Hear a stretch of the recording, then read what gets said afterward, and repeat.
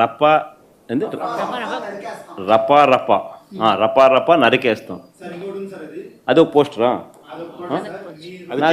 అదే cinema dialogue అనుకుంటా స్వామి. అది yeah cinema dialogue? Pushpa 2 sir. Pushpa cinema dialogue అది.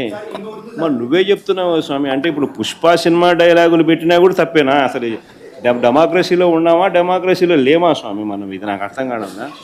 అంటే పుష్ప సినిమా డైలాగులు పెట్టినా తప్పే, పుష్ప ఫోటోలు పెట్టినా తప్పే, గడ్డ మిట్టనే తప్పే, గడ్డ మిట్టనే తప్పే. ఏంది స్వామి ఇది? ఏ ప్రపంచంలో ఉన్నాము? ఇదంతా డెమోక్రసీలో ఉన్నామా, డెమోక్రసీలో లేమా? సార్ ఆ పోస్టర్ పట్టుకున్న అతను కూడా టీడీపీ కుర్రాడు సార్. అంతకుముందు టీడీపీ నాయకుడితో కలిసి దిగిన ఫోటోలు కూడా బయటకు వచ్చాయి. అతను టీడీపీ కార్యకర్త, టీడీపీ సంబంధించిన మెంబర్షిప్ కార్డు కూడా ఉంది అతని. కానీ అతను మీ పార్టీకి సంబంధించిన వ్యక్తిగా ఆ మనిషికి టీడీపీతో ఇంత ముందు గతంలో తిరిగిన ఫోటోలు కూడా ఉన్నాయా? మెంబర్షిప్ కూడా ఉంది సార్. మెంబర్షిప్ కూడా ఉంది సార్. ఆ టీడీపీ సభ్యుడు కూడా మెంబర్షిప్ కూడా ఉన్నాడా? అంటే దాని అర్థం వీళ్ళే పెట్టించినారా? పెదకూరపాడు నియోజకవర్గం సార్. ఓ టీడీపీ సభ్యత్వం కూడా ఉందా మరి? మనది బాగా చూడండి అబ్బా. అయితే సభ్యత్వం కూడా ఉందంట. మళ్ళీ ఏదైతేనేం లే పాపం, లే పాపం. మనం అయినా కానీ ఏదో మారినాడు అనుకుందాంలే, సంతోషపడదాం. సార్ ఇందాక మీరు ఒక జీవో ఎక్స్ప్లెయిన్ చేశారు. టీడీపీ సింపథైజర్ కూడా చంద్రబాబు నాయుడు మీద కోపంతో మారినాడు అని చెప్పి సంతోషపడదాం. మారి టీడీపీని రపా కోసేస్తానని కూడా అంటున్నాడని కూడా సంతోషపడదాం. నిజంగానే బాధ ఉంటుందేమో కదా వాళ్ళకు కూడా. అన్ని పథకాలు ఎగరగొడతా ఉన్నాడు, అన్ని అబద్ధాలు అయిపోయినాయి, ఫీజు రీయింబర్స్మెంట్ లేవు, ఆరోగ్యశ్రీ లేదు, రైతులకు పెట్టుబడి సహాయం రావడం లేదు, పెట్టుబడి గిట్టుబాటు ధరలు రావడం లేదు, మరో పక్క అబద్ధాలు మోసాలతో సూపర్ 6లు లేవు, సూపర్ 7లు లేవు. మరి ఆయన బతుకులు చిన్నాభిన్నం అయిపోయిన పరిస్థితుల్లో ఆయనలో మార్పు వచ్చిందేమో. వచ్చి ఆయన కూడా టీడీపీ యాక్టివ్ మెంబర్ అయినా కూడా వైసీపీలోకి తాను చేరి టీడీపీ వాళ్ళ ఫోటోను, టీడీపీ వాళ్ళ మీద ఆయన ఆక్రోశం చూపిస్తూ ఏమన్నాడు? ఏ జాతరలో? గంగమ్మ జాతరలో పొట్టేళ్ళు తలలు నరికినట్టు రపా అని నరుకుతానని చెప్పి ఆయన అంటానంటే దాని అర్థమైంది. మరి చంద్రబాబు నాయుడు అనే వ్యక్తి ఇంత మోసం చేస్తూ ఉన్నాడు కాబట్టి ప్రజలు అంత కోపాన్ని చూపిస్తూ ఉన్నారు. అందులో వాళ్ళ కార్యకర్తనే వాళ్ళ నుంచి మారి వైసీపీలోకి వైసీపీ కార్యక్రమంలో పాలు పంచుకొని మన అభిమానస్తుడై నెక్స్ట్ టీడీపీ ప్రభుత్వంలో టీడీపీ వాళ్ళను రపా ఏం జాతరలోది? గంగమ్మ జాతరలో ఏం పొట్టేలు తల నరికినట్ట రపా నరుకుతాను. మంచిది కదా సార్. ఇప్పుడు ఒక నిమిషం సార్, ఇక్కడ చేస్తాం లేదంటే గంగ జాతరలో బలి ఇచ్చేస్తాం. ఒక గంగమ్మ జాతర కాదు, గంగమ్మ ఎవ్రీవేర్ ఉంటుంది, తిరుపతే కాదు. ఆ గంగమ్మ జాతరలో పొట్టేళ్ళు నరకడం అలవాటు. ఏ ఊరికి ఆ ఊరు ఇది ఇస్తారు, బలిస్తారు, పశువులు బలిస్తూ ఉంటారు. అది ఇప్పుడు మాట్లాడే పరిస్థితి. ఊర్లో గ్రామ దేవతలు కూడా ఇచ్చేవాళ్ళు ఒకప్పుడు. ఒక ఊర్లో గ్రామ దేవత ఉంటే శక్తిని బట్టి ఒక పొట్టేల్ని బలిచ్చేవాళ్ళు. అప్పుడు అది పెద్ద ఫంక్షన్ చేసేవాళ్ళు ఊర్లలో. మేము చిన్నప్పుడంతా చూసాం. ఇంటికి ప్రతి ఒక్కడు పెంచేవాడు ఒక దాన్ని, ఒక పొట్టేలు పెంచేవాళ్ళు, కొనేవాళ్ళు. కొని దాన్ని బలిచ్చి అక్కడి నుంచి దాన్ని ఇచ్చేసేవాళ్ళు. అట్లా ఏరియస్ అంటే అంత ఆ స్టేజ్కి వెళ్ళిపోతున్నారు వీళ్ళు. ఏం చెప్తా? డెఫినెట్గా చట్టబద్ధకి వస్తుంది. ఎవ్వరికి కూడా హక్కు లేదు ఇష్టానుసారంగా టెర్రరిజం క్రియేట్ చేయడం, లేకుంటే ప్రొవోక్ చేయడం. ఒకప్పుడు రాజకీయాలంటే ఒక బ్యాడ్ ఎలిమెంట్ ఉంటే వాటితో అసోసియేట్ కావాలంటే భయపడిపోయేవాళ్ళం, పక్కన రానిచ్చేవాళ్ళం కాదు. ఇప్పుడు వాళ్ళతోనే రాజకీయం చేసే పరిస్థితికి వచ్చేసారు. That is dangerous trend. Sir Jaganmohan Reddy ఒక కీలకమైన మాట మాట్లాడుతున్నాడు సార్. తన వెనకాల వస్తున్న జనాన్ని చూసి భయపడిపోతున్నారు, అందుకే నా ప్రోగ్రామ్ని కండక్ట్ చేయకుండా ఆపే ప్రయత్నం చేస్తున్నారు. ఇప్పుడు ఎందుకు ఇప్పుడు ఇంక 4 ఏళ్ల తర్వాత కదా నువ్వు మాట్లాడేది? అప్పుడు చూద్దాం నీ కథ. ఎందుకు ఊరికి ఇప్పుడు ఎందుకు అవన్నీ అంటే అట్లా మాట్లాడి బతకాలని చూస్తున్నారు. తప్పది. ఎవరు ఇది నేను ఎందుకే మీకు ఒక మాట చెప్పాను, విచిత్రమైనటువంటి మనస్తత్వాలు ఉండే వ్యక్తుల వారిగా ఉంటారు. ఎవరన్నా మాట్లాడతారా? పోలీసులు తిడతారా? పబ్లిక్ని తిడతారా? మనం చెప్పి నరికేండ్రా పోయేసి అని చెప్తారా మీరు? ఏంటి ఇవన్నీ? ఎవరైనా ఎక్కడన్నా విన్నారా మీరు? ఎప్పుడన్నా చూసారా ఈ పోకడ ఈ రాష్ట్రంలో? ఈ రాష్ట్రంలో దేశంలో ఏ రాజకీయ నాయకుడైనా, ఏ రాజకీయ పార్టీ అయినా ఇలాంటి ఒరవడు ఉందా? చంపేయండి, పొడి చేయండి, లేదంటే ప్లే కార్డ్స్ పెట్టుకొని వచ్చి డెమాన్స్ట్రేట్ చేసి ఆనందపడిపోవడం.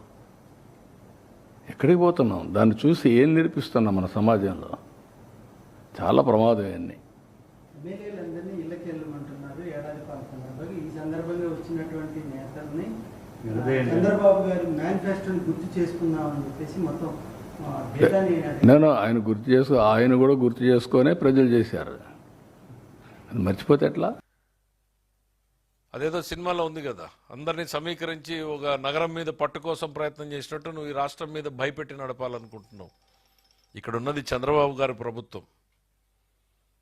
నక్సలైట్లని, ఫ్యాక్షనిస్టుల్ని చూసి కలబడి నిలబడినటువంటి నాయకుడు. చాలా లెంగ్తీ రోపిస్తాడు మా ముఖ్యమంత్రి గారు. చాలా ఓర్పు, చాలా సంయమనం ఆయనకి. నీలాంటి అరాచకాల్ని మాత్రం సహించేది ఉండదు అనేటువంటిది ఈరోజు చెప్తా ఉన్నాం.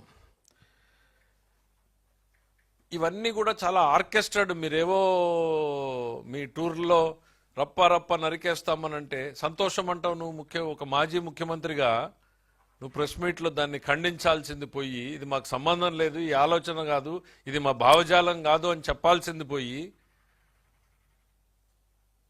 సంతోషం నరికేద్దాం అంటున్నాడు కదా, సంతోషం అంటున్నాడు అని అంటే ఏం చెప్పదలుచుకున్నావు సమాజానికి? హింసని ప్రేరేపించడం కాదా?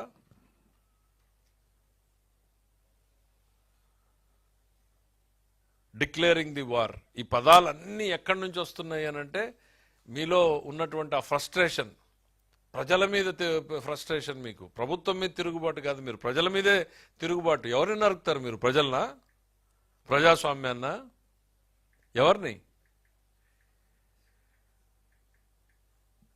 ఓటమి నుంచి మీరు అసలు ఓటమిని అర్థం చేసుకున్నట్లు లేరు మీరు ఇంతవరకు. మీలో ఎక్కడా కూడా మార్పు కనపడడం లేదు.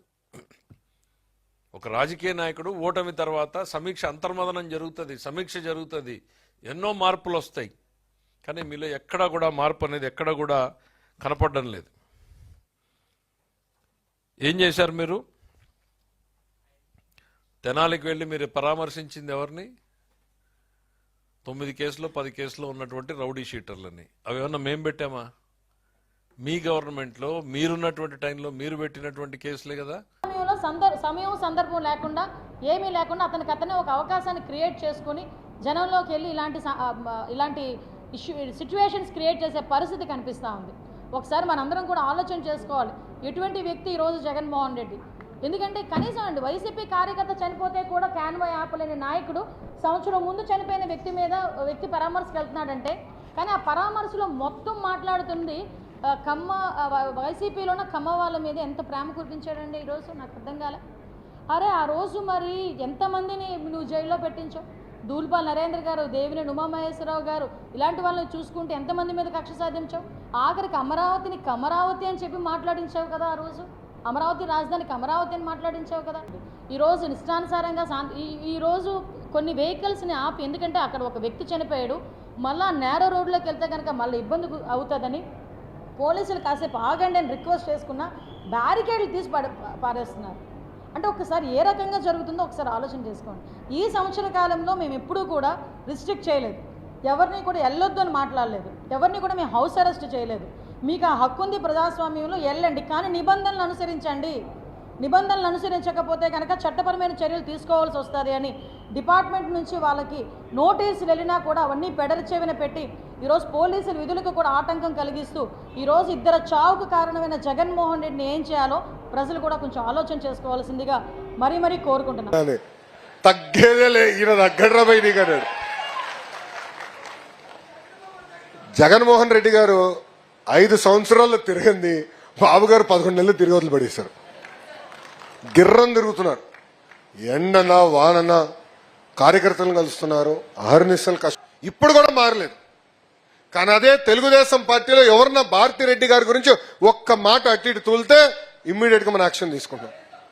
దానికి కారణం ఒకటి, ప్రజలు మన దగ్గర నుంచి మంచి పరిపాలన కోరుతున్నారు, సుపరిపాలన కోరుతున్నారు, ముందరికి నడిపించండి అని కోరుతున్నారు.